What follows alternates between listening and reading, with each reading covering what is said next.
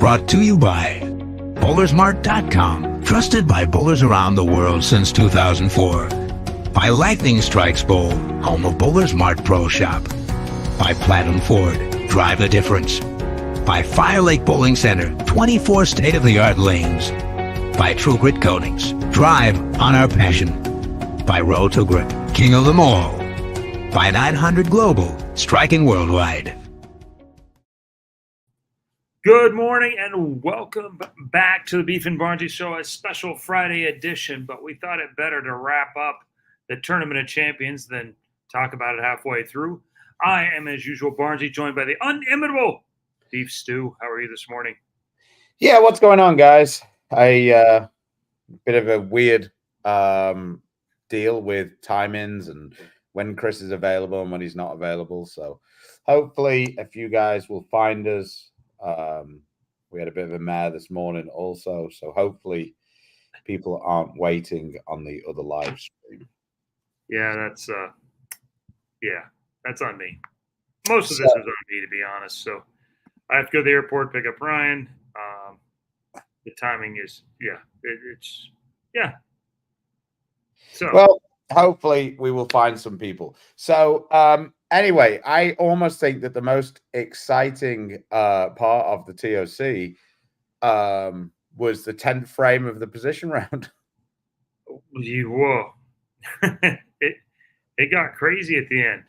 You know, talk about you don't want to do these long formats. There's not going to be exciting, and sometimes that is the case. But this one, I'll let you talk about it because it came down to the very last shot. Yeah, it was kind of a weird deal. It looked like the position round was going to be one of the most boring scenarios around because like EJ and Simo were pretty separated. Ogle was fairly separated from EJ. Marshall was even further behind. And then Sterner and Eric Jones were kind of like, I don't know, about 70 pins apart, something like that. Mm-hmm. And Eric Jones at the front six, and we're like, well, that's cool. But Sterner also had 279 through the front six-ish frames. So it was sort of like nothing was really happening. And then Eric Jones, I think Sterner missed, and then Eric Jones missed in like the 8th frame. And we were kind of like, that's kind of like, this is probably it. Well, anyway, Sterner managed to strike in the 9th. And Eric Jones got up in the 10th and got the first one. And then I started looking at the maths of it all. And I look over, and Brad Miller is only 2 pins behind Eric Jones. And Brad Miller's also bowling 280 going into the 10th frame. So I'm like, holy shit, Brad Miller and Eric Jones, if they both strike out, will tie. So now I'm like looking at it going, well, if Sterner opens the 10th, they could have a roll-off now for the 5th spot. And of course, Brad Miller actually had to get up to 2nd place to be exempt for next season. So a lot of things, I was starting to think that everything was going right for Brad Miller to maybe even win the ToC because he didn't really qualify in the PTQ. And he was in a spot that couldn't possibly qualify being 12th until 2 guys didn't turn up. So then they ended up, really, they should have taken 8. But of course, they've told the people they were taking 10. So, because they have to fill a spare, basically fill a pair, sorry. So they ended up taking 12. So that's how Brad got in. And then he's gone on this wonderful run, bowling the best he's bowled all season. Yeah, the Brad and Kyle show has made a gigantic troop rally here in the last 3 weeks. Yeah. So basically MIA all year, and now. Yeah. Well, and then just to wrap up, so Sterner gets up in the 10th needing a spare to make it. Well, he threw definitely his worst shot of the game. It went straight through the face. He ended up leaving just the 4-pin. So I started to do the maths, and I'm like, holy shit. If he spares this and gets 7, we could have a 3-way tie. And like 7 wasn't totally unreasonable, being as he basically just threw 6 the previous shot. But alas, Sterner went up, made the spare and threw it great for the strike. So he shut Eric out by a couple of pins. And then Brad split in the 10th. So we didn't have the fairy tale of a 3-person roll-off. And I think that only myself and Nolan Hughes, who does a bunch of the stuff for the PBA, really were aware of this situation. So he walks back, he goes, "Damn it, 3-person roll-off gone." And I was like, damn. We were the only 2 people who really were doing the math on the fly. So it was a pretty exciting finish. I mean, Simo was a joke the last 2 blocks. I mean, talk about seeing the Matrix. He wasn't annoyed by anybody. He was just going around, just like, one lane he's throwing it straight, the other lane he's throwing it 12 miles an hour. Same ball sometimes not. Like he put on a clinic in that. And then you watch EJ, who looks like he's dealing with a bit of an injury. He looks like his rev rate's down 100, and he just kind of goes, "It really isn't the rev rate is why I'm beating you guys." And I mean, he bowled great, and he was the 2nd seed. But it's just like, given the way EJ's been bowling, it almost feels like the 2nd seed's a disappointment to him.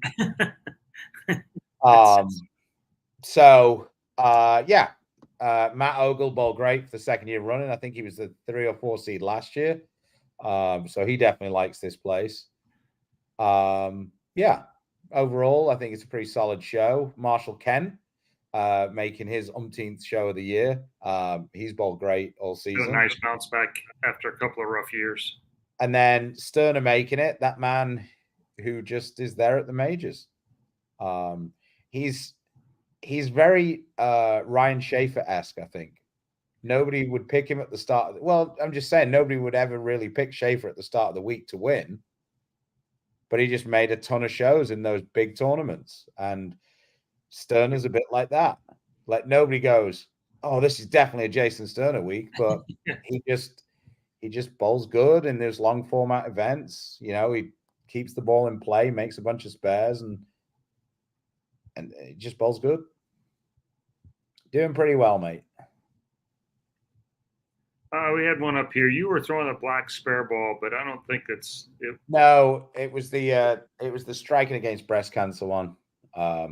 Fun story. I tried to troll Chris a little bit, and I changed spare balls this week, and it had disastrous consequences for the first block.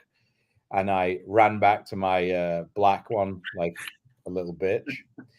I ran back to my black spare ball as quick as Packy ran back to his urethane ball on that show. The problem was that it's one of the clear balls, and I throw it kind of hard, and I track really close to the fingers, and I hit a lot of spares. So I bust out the fingers and the thumb, and I wasn't 100% sure it could survive another tournament. If it had made the round robin, it might have been a little dicey. So I drilled one of these yellow spare balls that Chris didn't have a good time with at the Weber Cup as a bit of fun. And then I couldn't make a spare with it either. So I put that one back away, and it might come back out for regionals. But I think with regionals, I can use plug balls because this thing's so smashed up now. Yeah. I wouldn't be able to use it on the PBA Tour. Yeah, Eric did bowl great again. The lane guy made Eric realize that he can strike on the PBA Tour, so now we're in trouble. Because Eric, until the World Championships, I don't think Eric realized he could actually strike on the PBA Tour. And he went to Detroit, and he bowled great in the doubles. Him and Dio.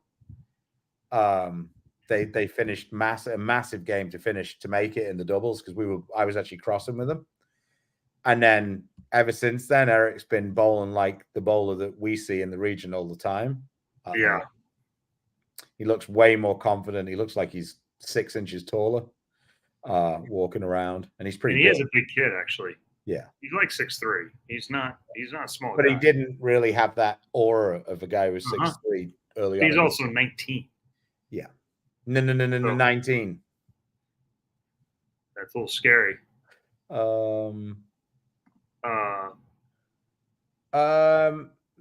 some ways. I think it changes the ball roll a little bit. I think it gets it more off the side of your hand a little bit. Yeah, I took my pinky. Adds rotation more than I think actually rev rate, but in the part that matters, most of the time it adds more back end. You don't want to tuck 2 knuckles though. Tucking 2 knuckles is bad. Tucking 1's okay.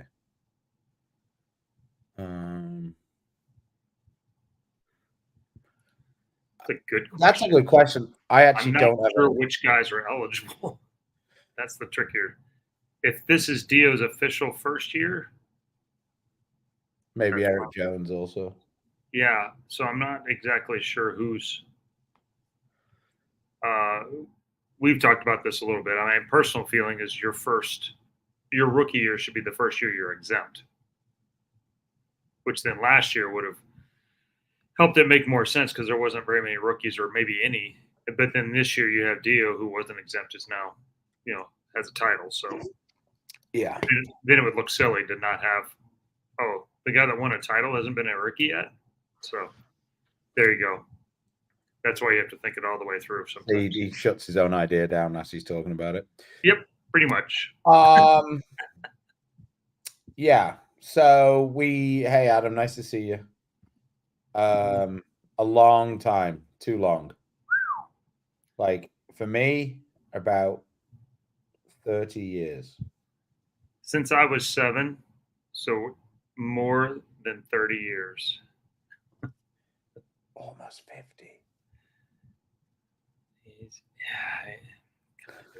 Yeah. So yeah, what 50 than 40. Yeah. Carlton Sibo, what's up? Sibo bowled the World Series, bowled a couple of tournaments actually. He bowled the PTQ also this week. Yeah, I respect the grind. I've known Sibo for a long time. He's worked hard, and I've got to watch both sides of that firsthand. Probably didn't appreciate it when I was on the top end. Getting to see it a lot from the cheap seats right now. How good. And you go back to the Simo thing, and it's the same thing. He's so creative, and there's a fine line between creative and sanity. But when you throw it like he does, it seems like just creative, and he makes a lot of things work when he's got his full bag at his disposal. It's crazy, and Riviera is a tough building. It's definitely not a go across the place and stand on the same dot the whole time. Okay, we're answering this question now. David says, "Is there a place to see exempt bowls for next season?" Right. So this is totally, what would you call it? Unofficial, but I'm right. Real quick. Have this week in it, right? It doesn't have this week in it, but I needed to scroll down here to Dick Allen. He changed his profile pic on PBA.com.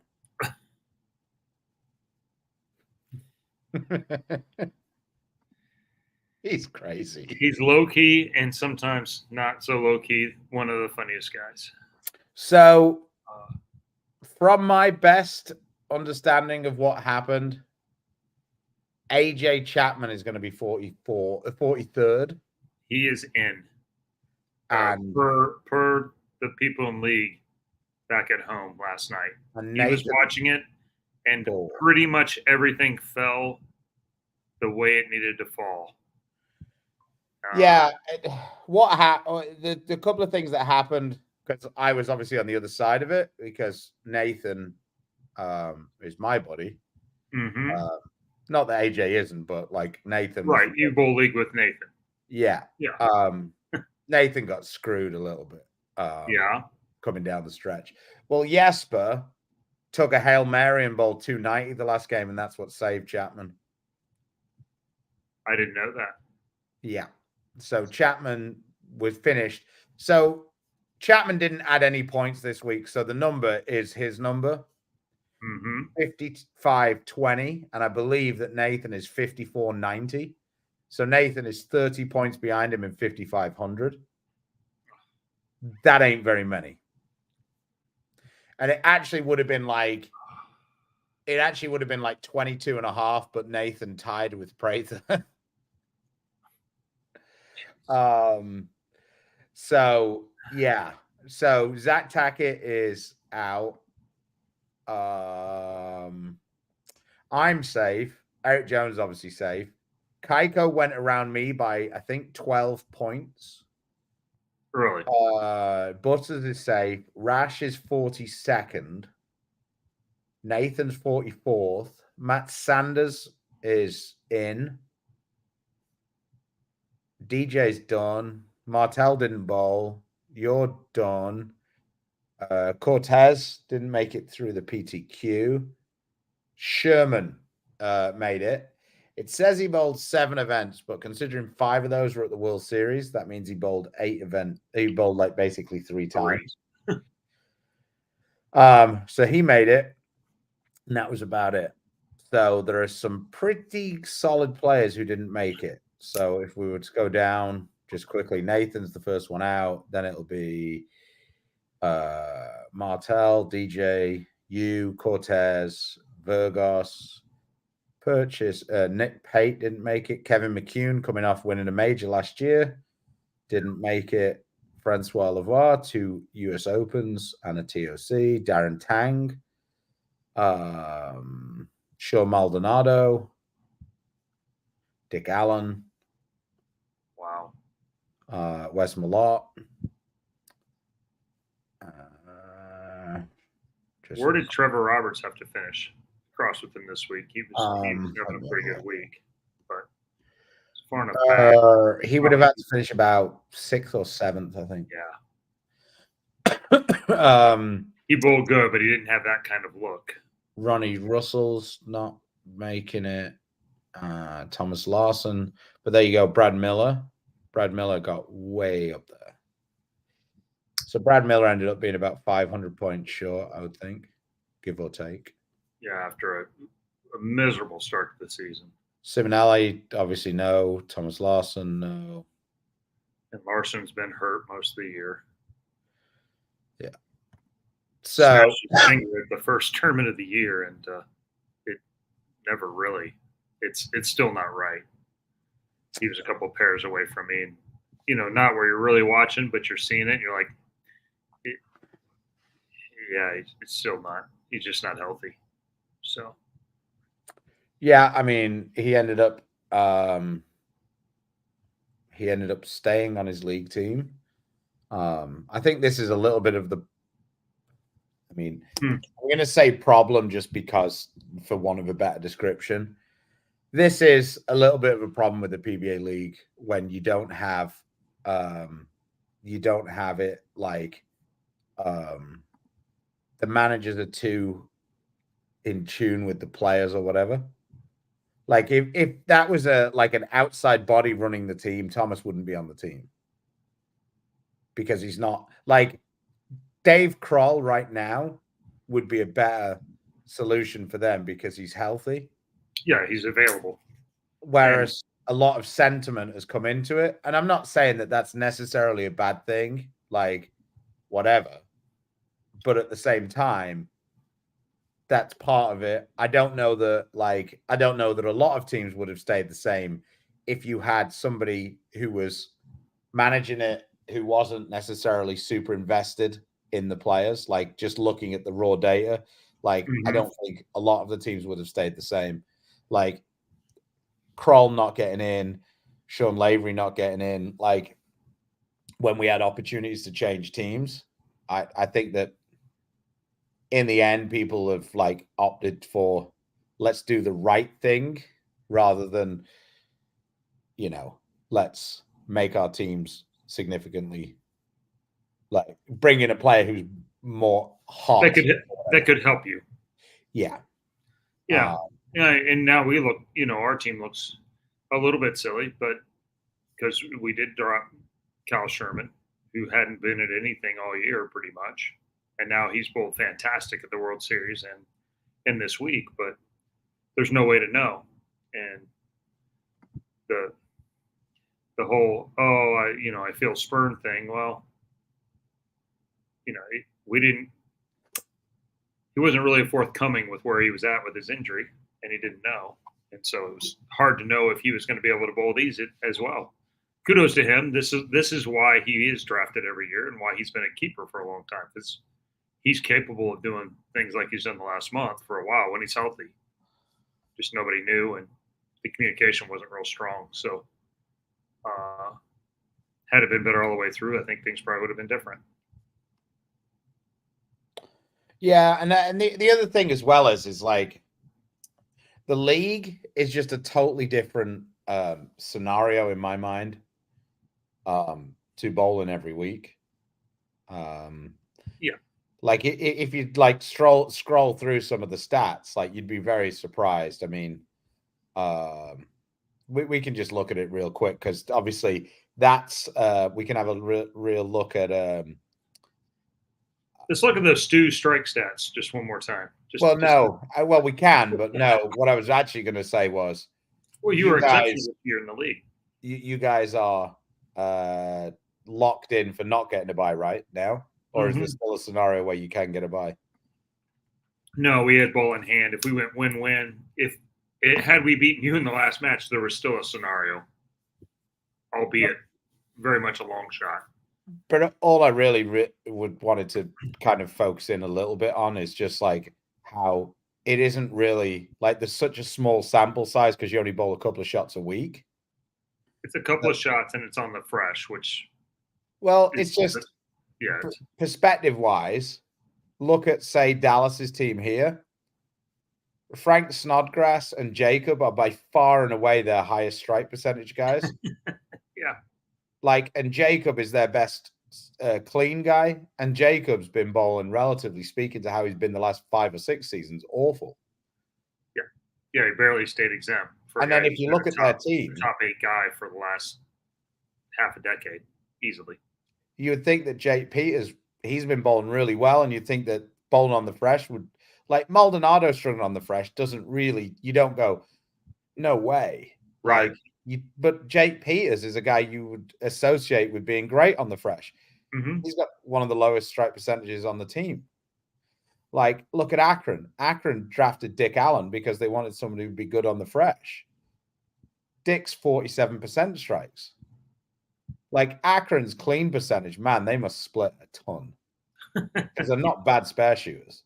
No, that's a pretty good team. By stats, the best spare shooter in right. And they bowled, and their team has bowled well this year too. They haven't really averaged very many. They've got one of the lower averages, actually. Do they? Yeah, they've just won a lot of games.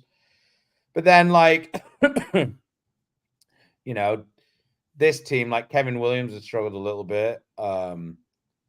Dom's actually the second lowest strike percentage. You wouldn't think that. No.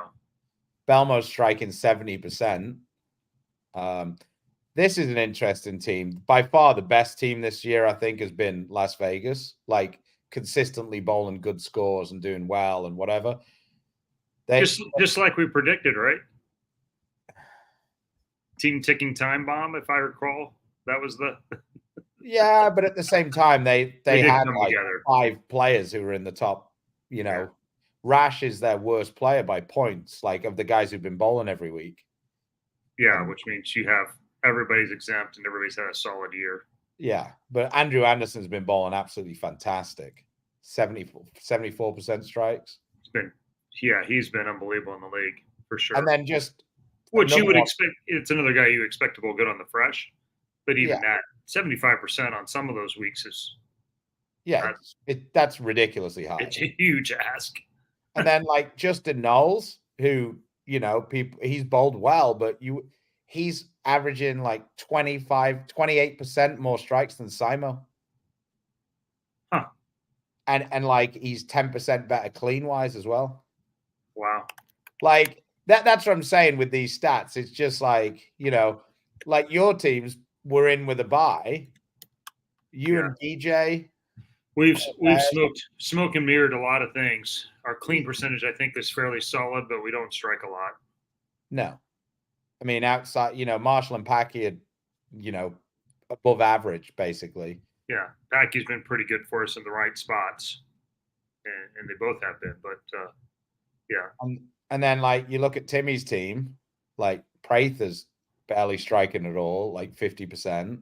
I mean, it's just like I say, it's so weird sometimes. It's just a really weird scenario. Like, I've got 65% strikes. Zach Wilkins has come in and bowled a few frames. Like, what I really meant with all those statistics is like, you spend all of that time looking at it and thinking like, oh, we know best, and this is obviously the right thing to do, and and then like when it comes down to it, it's like the amount of matches that just come down to 2 strikes, like just you're bowling like a 3-shot roll off. Yeah. I don't know. Yeah. It's just very strange, those league matches. And obviously, over the course of the season, the better teams are going to come out because we bowled enough matches now. Yeah, that's certainly the benefit of this year is that some of the. I mean, I guess Dallas didn't end up getting through on the other side of it, despite having a pretty high average. But I think their commitment to it also showed a little bit at the end, so, or lack thereof. But, yeah, like I say, I just think it's easy to say that you have good team chemistry when you're the one who's on the end of the wins in the roll-offs and everything else. And it's way easier to criticize the teams like, oh, they're just not together when like, you have another one where you're on the wrong side of like whatever. Mm-hmm. Like, I feel like team chemistry is one of those things that is like you can use it to beat the other team up with, like we did for forever in the Weber Cup. But it's largely bullshit. Like when you're getting your ass kicked, you always have bad chemistry. Yeah. You find out what chemistry is when you're losing. Yeah. Team chemistry is always pretty good when you're ahead. Everybody's happy. It covers a lot of things up. Exactly. And that's what I'm saying. Like, I think that, I think there's 2 ways of looking at the PBA League. You can be like super like, hey, we've all got to be on the same page, or you've got to be like, you've got 2 fucking shots to throw. Just throw 2 good shots. Well, there's so much urethane in league, and they're like, it doesn't sometimes even really make that much sense because it doesn't look that good. But people are just, I only have 2 shots. We only get a couple of shots on each lane before we go. I'm just gonna make this safe play and hit the pocket instead of getting 7. And you got this is why did people who got through the PTQ pull out anyway? They didn't get through the PTQ. What happened was Simonelli and Connor Pickford didn't really properly withdraw before the PTQ. So they announced the PTQ, 10 guys are going to get in. And the point is to have a field where there's all 4, so you don't have pairs with odd numbers and having to wait all the time and all that, which the player committee voted for that. But because they announced that, they weren't going to go from 10 to 8 after the fact. So when they withdrew, then it made another full pair. Had they withdrawn in time, it would have been 8 people through the PTQ, and it ended up being 12, which put some people in peril. But also gave some guys a chance to bowl their way in. And I mean, Nathan would have been exempt if they didn't do that. Because 2 guys beat him. Oh, it knocked him down 2 spots. Yeah. So even though those 2 guys weren't the ones that beat him, they knocked him down. Like, I'm not. You could make that argument about anybody. It's just how it ended up turning out. Yeah, it's crazy that it came down to basically 2 spots in a field over 14. Yeah, it was like literally a 10th frame. Yeah, it's a mark in a 10th frame that you opened. It's a strike, the first one on the 10th, somewhere. Well, no, it was literally the 10th frame of the last game. Wow. So his 10th frame? Or I'm not 100% sure like how it ended up being. But of course, if I mean, when you really micro it down. Jesper bowling that 290 was just wild. Yeah, because it wasn't like those scores were out there. No. It wasn't like somebody bowling 290 at the World Series is 100% different than someone bowling 290 at the ToC this week. So pretty much the two most opposite scoring paces. Like I said, and I've said this many times, I don't really care about the whole scoring pace. The identifying scoring pace and adjusting to it is a skill as well. And so it just is what it is. But yeah, that's, I mean, what it took 208 to make the top 24 this week. Is that right? Yeah, something like that. No, it might have been a bit less actually because it was 160 over. Into cash, it was 18 games. So it's 208, 209, whatever, somewhere, and then 100 over basically to cash. So 206 or 7 versus the World Series, which was 3 different patterns over a million days, and it was 230. Yeah, to cash. It's an example of what it is, and I'm not a big fan. Building has a lot to do with that too. This place is tough. Rivier's always been tough. Yeah, I'm not really a big fan of like complaining about the scoring pace. However, I do think that there is a time and a place for the really high scoring events, and I don't think it's the biggest major of the season, in my opinion.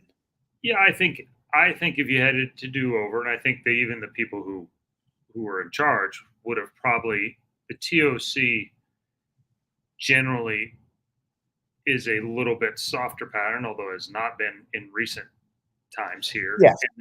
And then the World Series, a little bit more of a grind. But again, buildings have a lot to do with some of that, and it's just like we miss, sometimes they miss.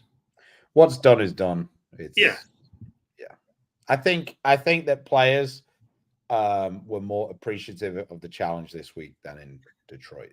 Yeah, it's really been one of the tougher, other than U.S. Open. It's been the toughest. The Masters was pretty difficult, also. True. But we didn't do USBC event.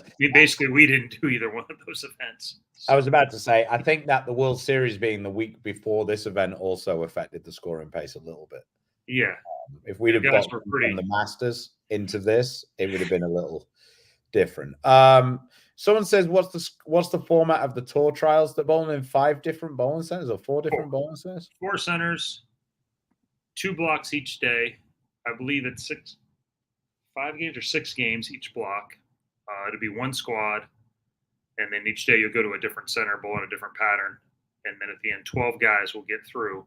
Is it 12? Okay. 12 is the number. So, and then next year, this year is 43. Next year it will be 40, at least I believe, and then there will be 3 guys off a 2-year point list. So, okay. The problem is that first year, there's not a lot of ways to save.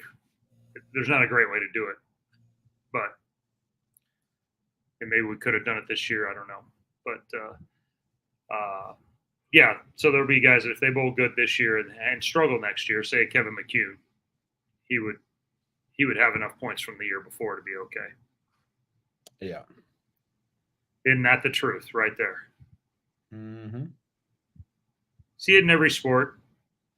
And I'd love to see the PBA League turn into a summer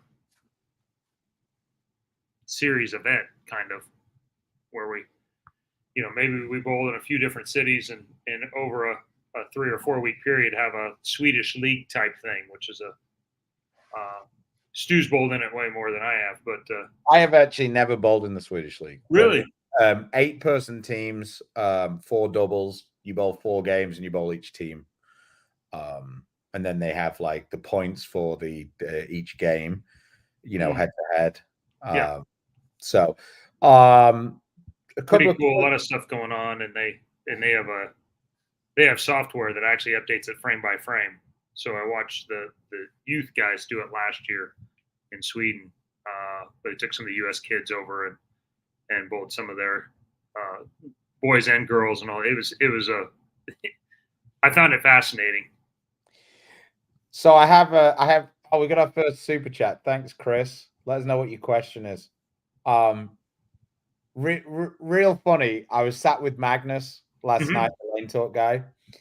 There was a pair at the World Series that was, I think it was 57 pins a game.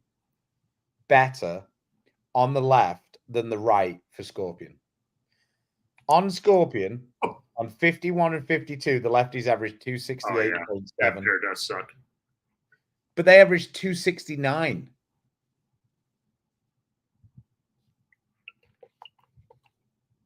I understand that maybe not every lefty hit it, but there was 16 of them in the field.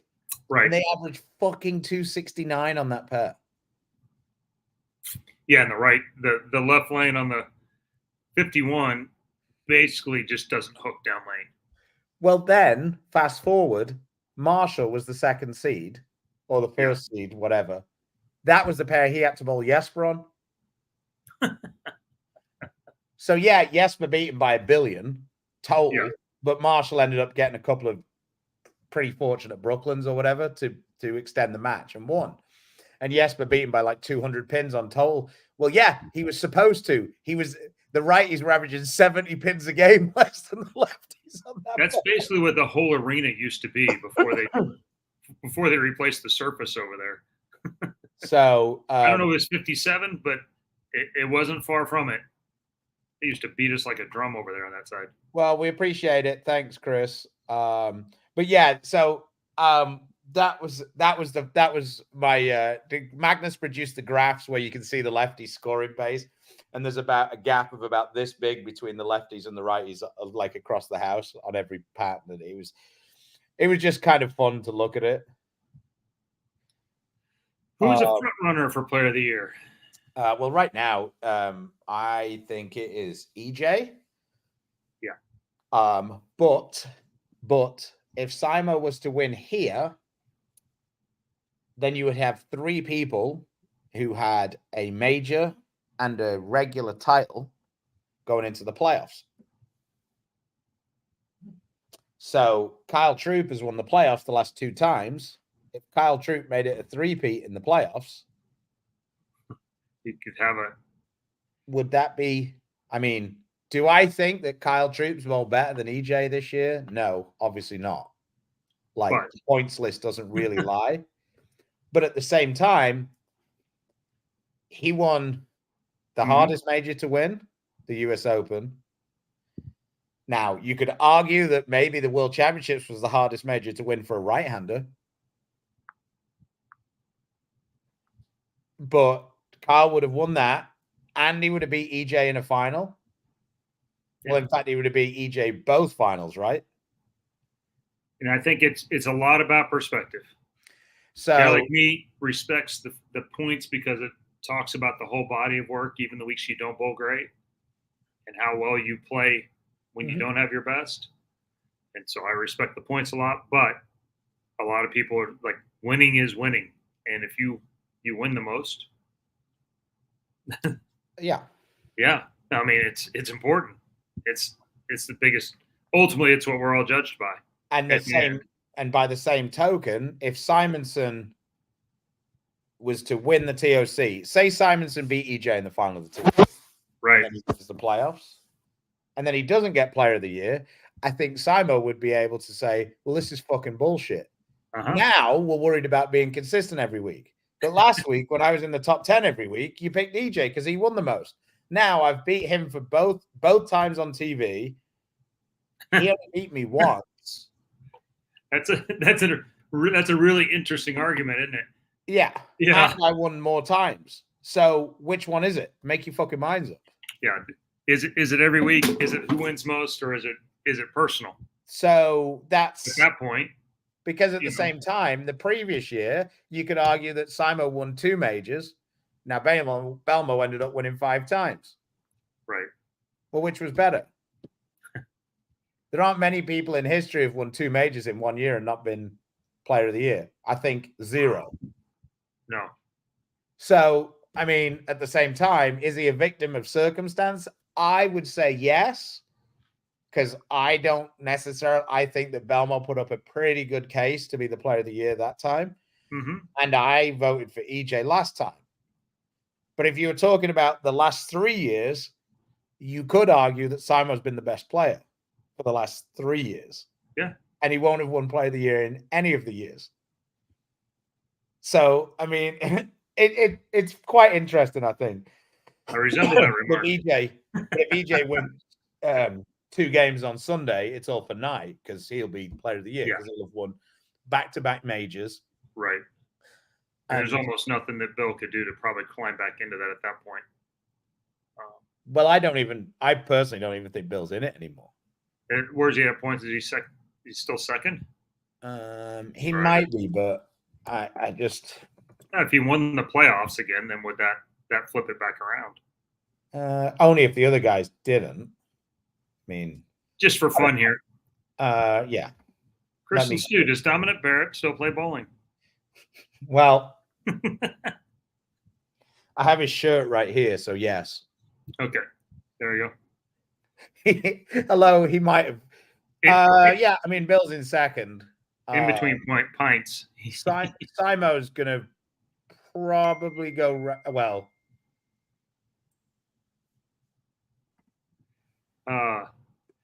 Nico says, Chris, are you glad you didn't get your face beat by Mika in the 50 tour event during qualifying? This be fair, if I didn't see it, it didn't happen. So there's no saying Mika would have beat me. Yeah, Mika put on a session, though, for those who didn't see. The second block, the guys had a good first day. Right around 210 over was leading for 7 games. And the second day, all those same guys shot 50 or 60 over for 7, and Mika shot 400 over for 7. Couch closed the gap a little bit, but and then as it is, then they went to a best-of-3 format, and of course Mika got whacked in the first match and didn't even make the show after leading by. He basically wouldn't have had to bowl a game or 2 by the end had they had a more traditional format where pins carried over. But yeah, unfortunately, it was great to see my friend bowl that good. It was also great to not be there to have to take the pounding, as Nico said. But yeah, hopefully he gets to bowl a few more. I don't know how his knee held up. I haven't talked to him yet. Sorry. I was trying to help Belmo with shipping. Oh yeah, they have to get all their stuff out to Washington, and there's no tour services because there's a short time frame, and yeah, they basically bowl 1 game each for the playoffs. So it's he sent me a number that made me go, "What the fuck?" Because he said, because Belmo has like literally no idea. This is like asking the president about a pint of milk. Like, and he just said, "Does $500 sound reasonable to ship 4 case boxes?" And I was like, "That sounds like a lot." Now, granted, you're probably doing one of the biggest that you could ever do. Coast to coast, basically. Seattle, but quick pro tip: don't ship 4 balls in a box because they absolutely club you for it now. Yeah, 3 balls. Keep it under 50 pounds, or and they don't get the surcharge. Then they hammer Did we answer Robert's question? I'm sorry, I lost. Is there anything you would change for next year, Beef Barnsley? What are you going to do to help going into the PBA 50? Is there anything you would change for next year, Beef Barnsley? What are you going to do? Help you going into? I've been working pretty hard on my game in the last month, and some of those things have been okay, and some of those things have not turned out as well as I would like. Some of those pieces are coming together, but one of them is we got to get the spare ball going back and hitting the one closest to me more often. And then the one thing that will help my spare game is on the PBA 50 tour, I get to be the one that's in the oil with the dry to the right of me, so the spares will get easier. Yeah. Yeah. When you get 7 a lot, spares is a little difficult, for sure. Yeah, Lane Talk would prove this out. At one point, I think we had an idea, but at the high 70s is kind of the general spare percentage at 3-pin spares. Oh, okay. Yeah, high 70s, low 80s. So even the rest, whereas a single pin is really the best spare shooters are 97. The top, yeah. I mean, you're 95 and above is average, I would say. And and so to give you some context, it's yes, you're supposed to make them all, but the reality is washouts are 50%.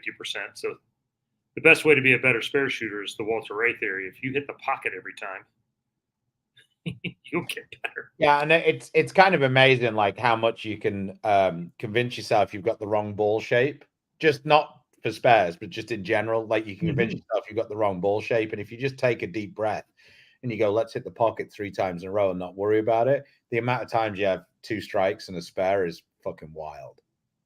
Yeah. Well, and if I walk it back, and when you bowl good and you're not chasing, you turn 215 into 220 and 230 when you're really bowling well a lot. But if you're not bowling well and you need 230 and you start looking for 230 reaction, you often shoot 170 or 180, which I did a fair amount this week. Right, pretty good reaction. Didn't take advantage of it quite enough, and then the bad pairs, I couldn't get away. Basically, bad lanes in this place. You just have one lane where you have 2 splits and can't find a way to get a double out of it. For me, yeah, I need to find a better way, whether it's mental or just how I'm approaching it. For the 10th frame, I mean, like the 10th frame's been killing me all season by the statistics. Like, just really bad 10 frames, and like if it was a 9 frame tour, I would have been really far up. But you can't get, especially when the scoring pace is higher as well. You just can't. Like at the World Series, I was like, me and Magnus have been going back and forth a little bit on the stats or whatever, but like 10th frame efficiency, percentage strike in the first shot of the 10th, I was about the 102nd or something, and that's pretty devastating to your score. Yeah, mine was awful this week as well, and there's just not a lot of way to overcome when you know what you have to do. Good lane, bad lane doesn't matter. By the 10th, 9th, 10th frame, you know what your intent has to be and where you have to throw. Yeah, you're just not making shots when you need them. And yeah, sometimes it is a really hard lane, but once it's clear what the thing is, you just have to throw that shot sometimes. Yeah. It's clear that I'm no longer the psychopath that you called me before, because I could not will shots into that spot this week for sure. So, yeah, I actually want to take a deeper dive at the lane talk stats too, and identify. We all have our own perceptions of what they are, but the numbers won't lie. And I'll readdress some of those things. And the senior tour, I have a little bit more margin, so I can try some other things, physical game wise and otherwise. Here he is. He does still bowl. Is that Guinness? Somebody asked if he still bowl. No. Yeah, welcome to that club. Very well. I'll sweat it all out instead. It says, do you know how the PBA come up with the number? Chris would be way better to talk to about this, being as he was kind of. Do you know how the people? Basically that 40 number, and it ties into the older Exempt tour. Is kind of where it was, and when you look at the numbers and prize funds, there's no perfect thing for sure. But around 40th is where people tend to at least make a little bit of profit for the year. And once you get above that, there's not too many profited numbers above 40th in the point list. Well, there wasn't very many profit below about 12th this year, unfortunately. Yeah, I mean, and ultimately, the thing we need most of all, somebody wrote it up here, am I getting old, or is there less events? There's just not enough events. I mean, it's 14 titles, I believe, and you could call it loosely 10 events. Yeah.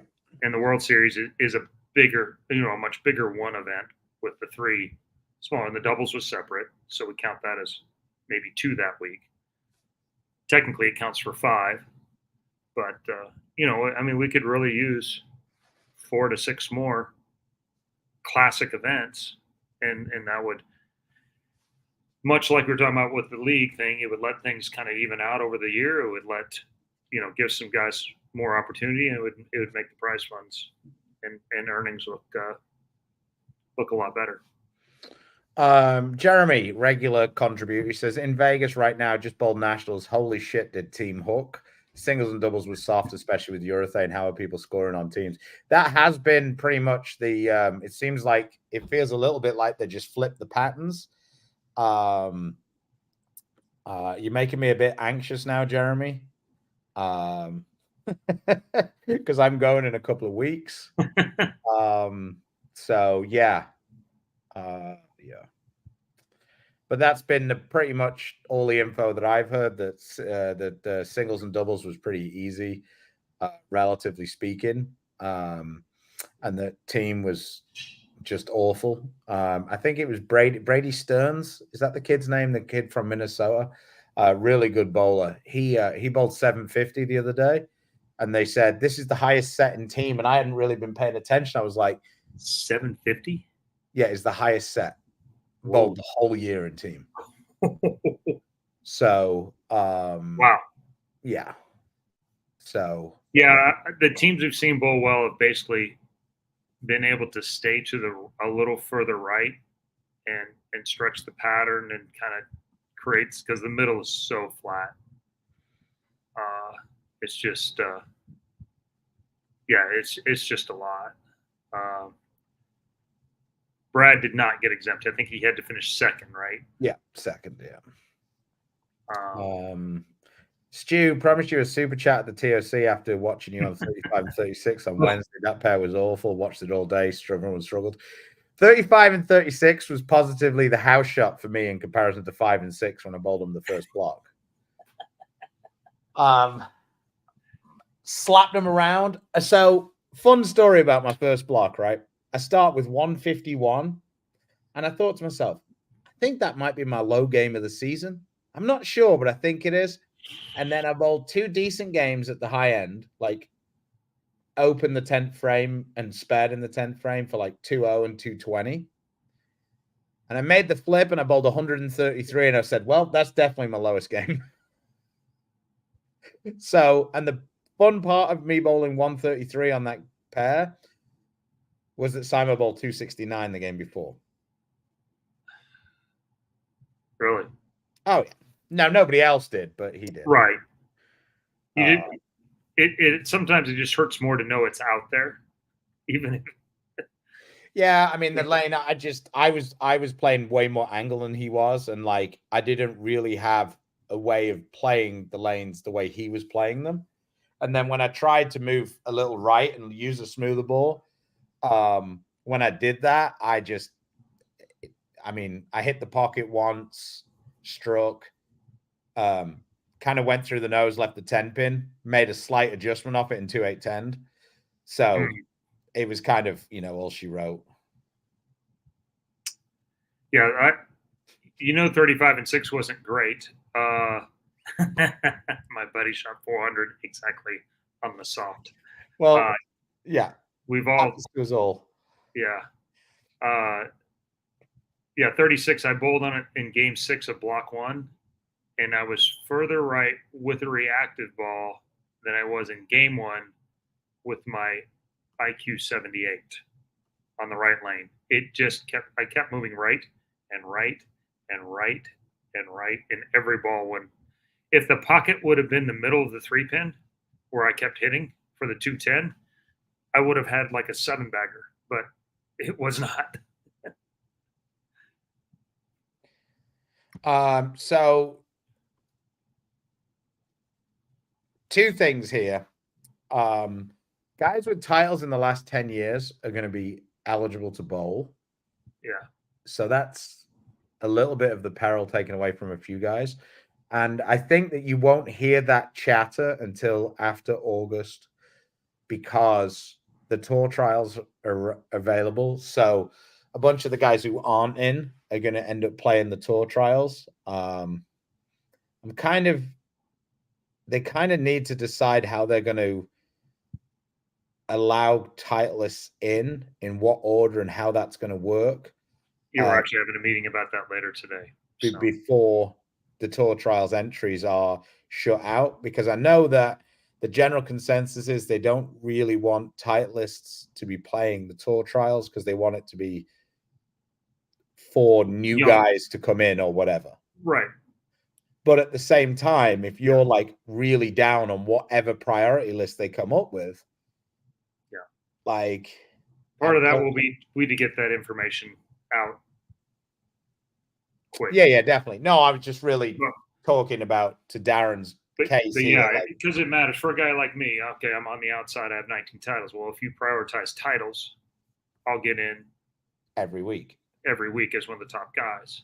If you prioritize most recent titles, well, my last one was 5 years ago. So there's been a lot of new titles. Either way, I'm not going to tour trials for myself. I'll probably be there, but to watch Ryan. And we'll see after that. I mean, there's some bonus too, because if you're exempt, you're not going to have entry fees, and that's a big number too over the year.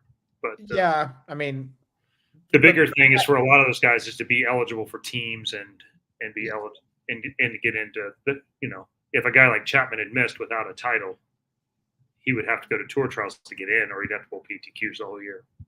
Yeah, and that was a huge end of the year. Same for Nathan being on the wrong side of it. Yeah, it's a pain in the ass for Nathan because he's also going to rep Maria all summer. Yeah, so he's not going to get to bowl a lot. Yeah. So speaking of which, Ryan's landing in about 15 minutes. I'm going to have to wrap up. Yeah, just real quick. This one, I thought the league kind of bombed, especially after long tournaments. Didn't seem like the players were into it. Interested in Beef Stew's take on this. I actually have a couple of pretty hot takes on this. I think that the PBA League should be on the house shot. I think that Baker is fucking awful when the scores are low. And it's very exciting when the scores are high and the guys are loose and everybody's happy and everybody's knows which arrow they need to bowl. And they know that when they throw it to there, it's going to peel. And I think that when you throw a shot every 15 minutes on TV, it's a nightmare. And your take is that we should bowl on the Roth pattern all the time. Basically. No, I think we should literally pick literally a league pattern. And it be like, we're better than you, and here's the proof. Like, to show the world. Like, I think that people would relate to it more. I understand the TV limitations of it, so it's not a criticism of the PBA there, but sure. I think that it didn't help when we bowled in Wichita, and then you bowled on the US Open. Like that Indy versus help. North Rock is not the same no matter what we did. Now, our team only won 3 games all year, 2 of which were when we bowled on the USBC events. But I think that kind of proves where it was a little strange. Yeah.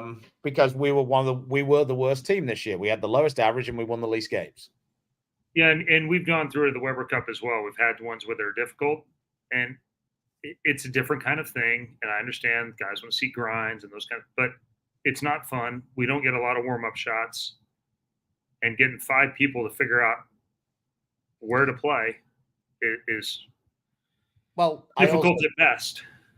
I also think the only way you get 5 guys to bowl on something that's relatively flat and bowl well is if everybody uses urethane. And we get enough of that every PBA event. Like, I don't think that the fans watching necessarily want to watch urethane balls go down the lane every time. It happens in Portland just because the 2 lanes are kind of screwy. And even though that pattern's pretty easy, the right ends up throwing it a lot. Yeah, so that's my thoughts on it. I think that it would be more fun if we just bowled on something really easy. I think that bowling after super long majors isn't conducive to the players looking like they're having a good time. That was almost certainly why we beat EJ's team at the US Open. Yeah. They had 5 guys make the top 24. We had none. And yeah, they had 2 guys on the show. We obviously had none. Like it's just, it's hard for a guy to have that as his priority when he's bowling for 100,000 the next day. Yeah. That isn't like a criticism. I mean, you could make the same argument. Troop bowled. He won that, and he won the US Open. So it's not written in stone. I'm just saying. Not everybody's wired that way either. No. And there'll be a bunch of guys who are yelling at me saying, you're an idiot. Why would we want to bowl on house conditions? Like, I'm just saying that as a fan and watching it, it's horrible when the players are uncomfortable. And everybody liked watching Packy and Kevin the other week. Yeah. Well, they were basically bowling on something that was super easy. They knew exactly what their ball was going to do, and they could relax and have more fun with the crowd because they weren't super stressed that they were going to hit the pocket because they knew exactly where they could throw it to hit the pocket. So, I'm going to let you wrap up. Yeah, Thanks, no worries. Guys. Take care. See you later. All right. We'll see you guys. All right, guys. Well, unless anybody's got any super chats, I will sign off. Thanks to all of our sponsors. It's been a long year, although it's not been a long year, if that makes sense.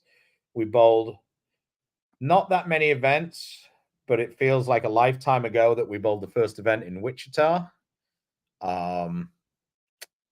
Yeah, it's been a strange season.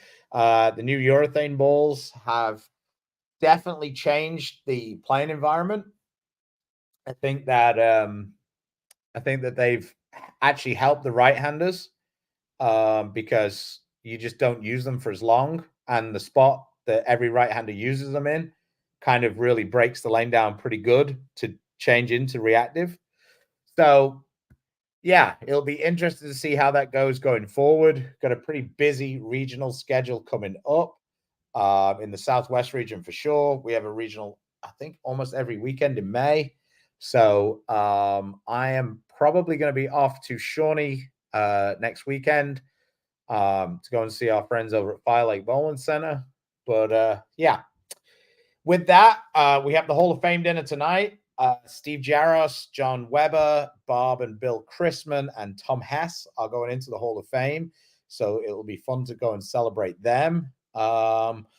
With that, I will see you guys next week. I don't know what Chris's schedule is going to be, but thank you to the sponsors that support us. Storm, Rotogrip, 900 Global, Turbo, Coolwick, Bowlers Mart, Lightning Strikes, Platinum Ford, and of course, Fire Lake Bowling Center. I will see you when I see you. Take care and have a good week, guys. Take care. Bye now.